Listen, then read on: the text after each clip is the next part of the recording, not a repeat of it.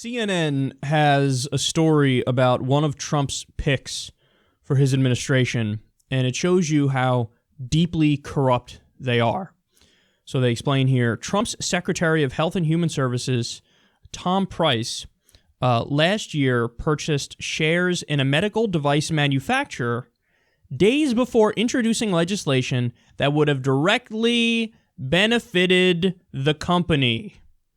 Price bought between $1,000 to $15,000 worth of shares last March in Zimmer Biomet, according to House records reviewed by CNN. Less than a week after the transaction, the Georgia Republican congressman introduced the HIP Act, legislation that would have delayed until 2018 a Center for Medicare and Medicaid Services regulation that industry analysts warned would significantly hurt Zimmer Biomet financially once fully implemented.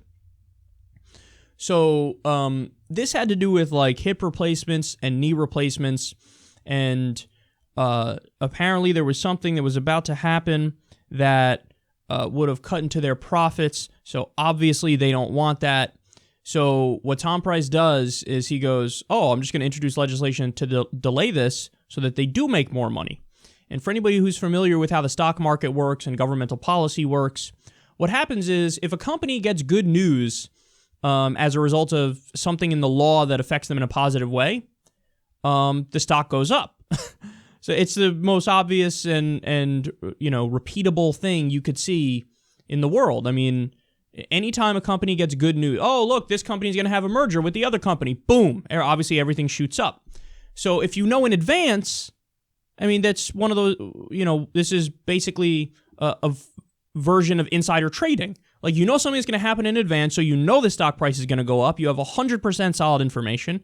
So behind the scenes, you get the word on it, which is corruption. So you invest money and you get free money because you know it's going to go up. You know you're going to get that return on investment, and it's no longer, a kind of gambling thing. It's a bunch of elites behind the scenes rigging the system to get rich at the expense of other people.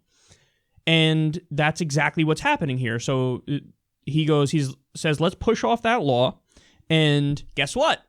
After that happened, the company donated to him. So you have multiple different levels of corruption here. Oh, okay, here I'm investing my own money. Here's a piece of legislation that's going to help this company. Oh, look, I made more money. And how awesome it is that I invested in this company at the right time. And then they go, hey, thanks, buddy. Here's some campaign money.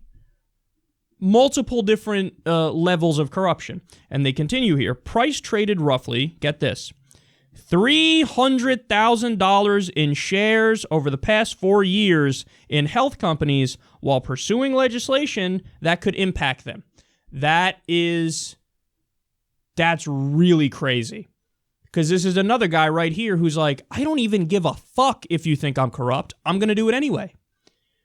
So, I mean, think about how clear it is to see through that in other realms. It's like if you donated your own money into a defense contractor, and then you proposed a bill that would give that defense contractor a new contract where they have to build 10,000 new tanks or fighter jets or whatever. Everybody would go, oh, you should be in jail. You're rigging the system to get rich. You're investing your own money and getting rich based off of decisions that you make directly when this has to do with public policy. You can't use public policy to your own personal advantage like that. That's corruption 101. I mean, this is Banana Republic level shit.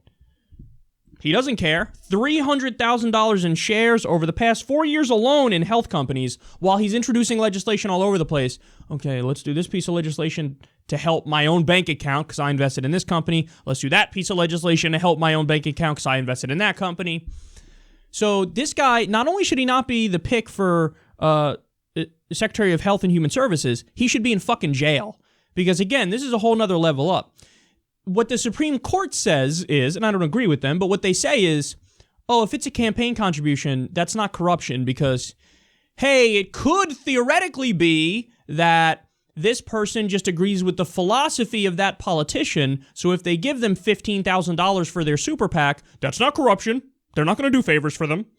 Now, I don't think that's true, but their argument has a theoretical angle of it could just be the case that, whatever, this billionaire or the company Coca-Cola believes in the abortion policy of politician X, so they donated to politician X. What? There's no corruption here.